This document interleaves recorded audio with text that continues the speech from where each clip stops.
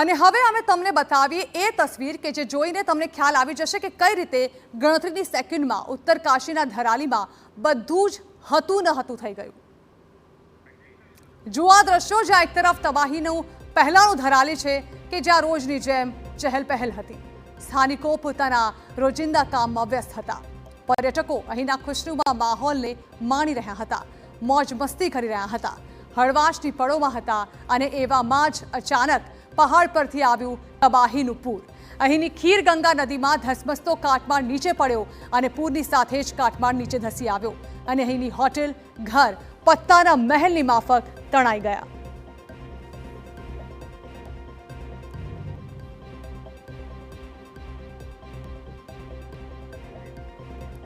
તો મોટા ભાગે આ પ્રકારના વાતાવરણમાં પણ પર્યટકો જે છે તે આ વિસ્તારોને ફરવાનું વધારે પસંદ કરતા હોય છે, કારણ કે કુદરતી સૌંદર્ય પણ ચોમાસાની સિઝનમાં અહીં સોળે કળાએ ખીલતું હોય છે। પરંતુ એટલી જ ભયાનક પરિસ્થિતિ અહીં ચોમાસામાં સર્જાઈ શકે છે તેના આ દ્રશ્યો સાક્ષી પૂરી રહ્યા છે, જ્યાં આપ જોઈ રહ્યા છો કે કઈ રીતે કેટલીક સેકન્ડો જ લોકો માટે જાણે કે તબાહીના દ્રશ્યો બનીને સામે આવ્યું।